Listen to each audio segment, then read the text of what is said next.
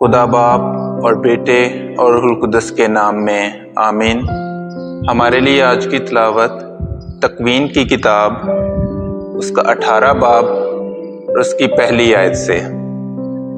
پھر خداوند ممرے کے بلوتوں میں اس پر ظاہر ہوا جب وہ دن کی گرمی کے وقت اپنے خیمہ کے دروازہ پر بیٹھا تھا، اور اس نے اپنی آنکھیں اٹھائیں تو اسے 3 مرد اپنے سامنے کھڑے نظر آئے۔ وہ انہیں دیکھ کر خیمہ کے دروازے سے ان سے ملنے کو دوڑا اور زمین تک اپنا سر جھکایا اور بولا کہ اے میرے آقا، اگر مجھ پر تیرے کرم کی نظر ہے تو اپنے خادم کے پاس سے چلے نہ جائیں۔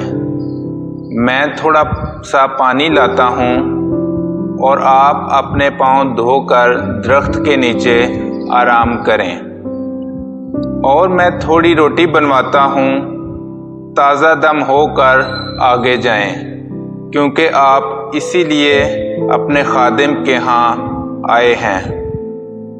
اور انہوں نے کہا، جیسا تو نے کہا کر۔ اور ابراہیم جلدی سے خیمہ میں سارہ کے پاس گیا اور کہا کہ جلدی سے 3 سا آٹا لے اور گوندھ کے پھلکے پکا۔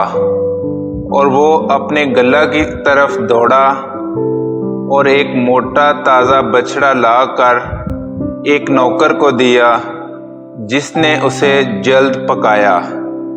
تب اس نے دہی اور دودھ اور اس بچڑے کو جو اس نے پکوایا تھا لے کر ان کے سامنے رکھا، اور آپ ان کے پاس درخت کے نیچے کھڑا رہا۔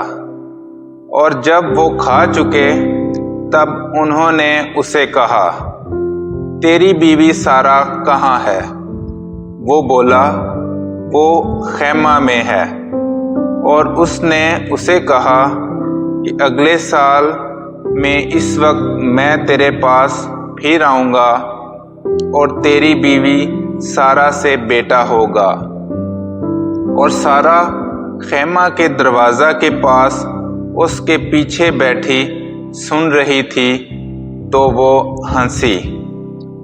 اور ابراہیم اور سارہ ضعیف اور بڑی عمر کے تھے، اور سارہ کی وہ حالت نہیں رہی تھی جو عورتوں کی ہوتی ہے۔ اور اس نے اپنے دل میں ہنس کر کہا کہ اس قدر عمر سیدھا ہونے پر جب میرا خاوند بھی بوڑھا ہے، کیا میں لطف اٹھاؤں؟ اور خداوند نے ابراہیم سے کہا کہ سارہ کیوں ہنس کر بولی کہ کیا مجھ جیسی بڑھیا کے واقعی بیٹا ہوگا؟ کیا خداوند کے نزدیک کوئی بات مشکل ہے؟ اگلے سال میں اس موسم میں تیرے پاس پھر آؤں گا اور سارہ سے بیٹا ہوگا۔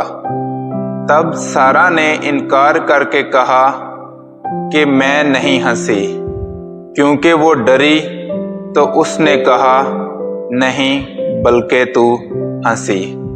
کلام اقدس کا پڑھا اور سنا جانا ہم سب کے لیے باعث برکت ہو۔